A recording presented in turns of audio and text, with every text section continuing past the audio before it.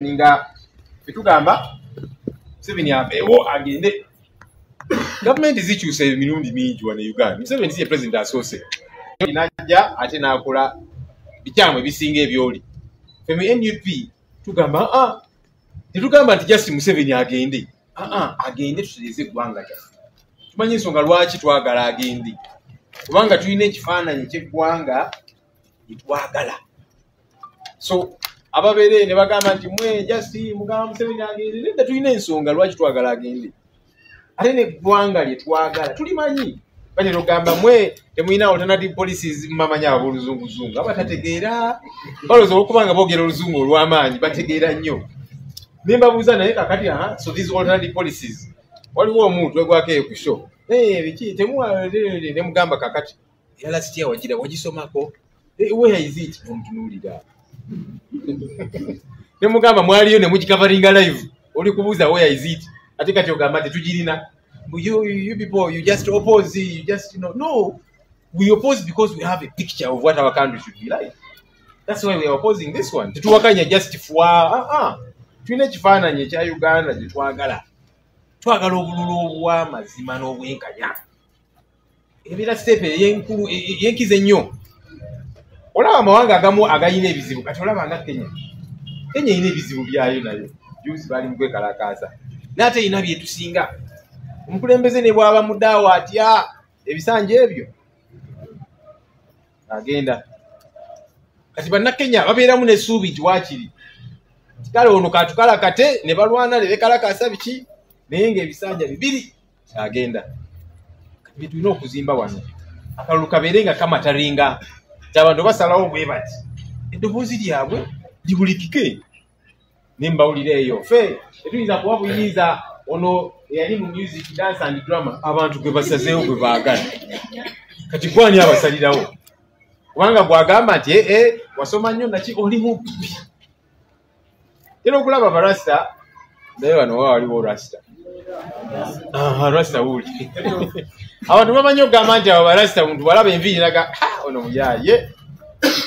Nina mu ofisi yange mu constituency nina gayi rasta naso kumusikana mukalulao nti amuko we yenagollenga naye ndo rasta story ki ni rasta nina mutegeera naye nga ntegeera and is the barasta oli awosibo naye abasinga nza this very simple ali very trustworthy. Omwase ne nakudiza balance n'ennusu ebitaano gamba rasta kiki kati geno nyo oba kiki ati muna ino kusoko zikuletera zizo very transparent people.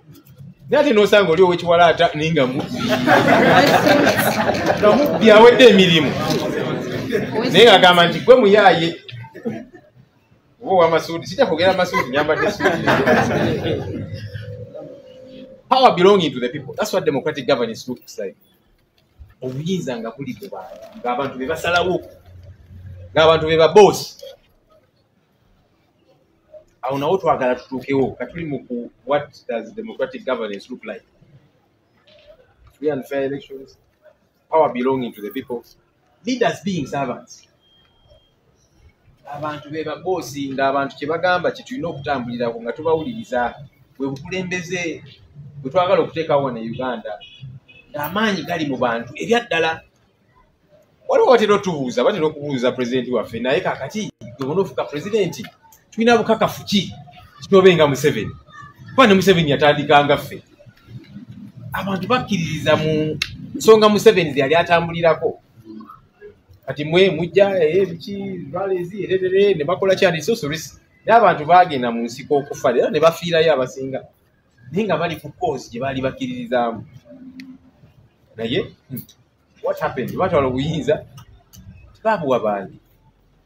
Kati ffe tetwagala kikyuke nti abantu kasita babanga balina obuyinza bw'omukulembeze tolina woogenda kusiriwalira tewali kubanga woofunira ebitege abantu nga bakugoba. So kyetwagala tuteekewo ng'obuyinza buli mu bantu.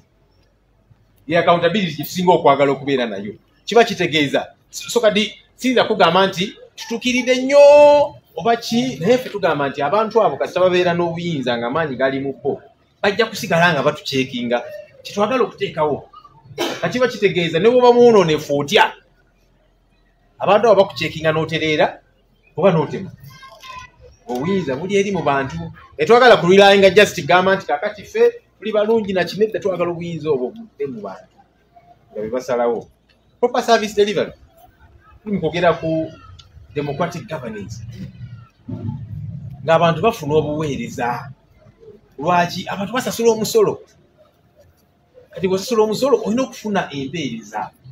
That's what good governance should look like. Era ensi endala zikikola. Amawanga agamu kati nga mu Europe basasula emisolo ng'omuntu bw'afuna omusaala gwe ebitundu 6 ku buli 100 musolo. Some there's a country 70% musolo nga ye kyafuna is 30%.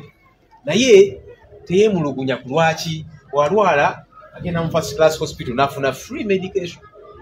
Abaana babatwala mu malwaliro masomero amalungi aga gavumenti enguudo ziri bulungi.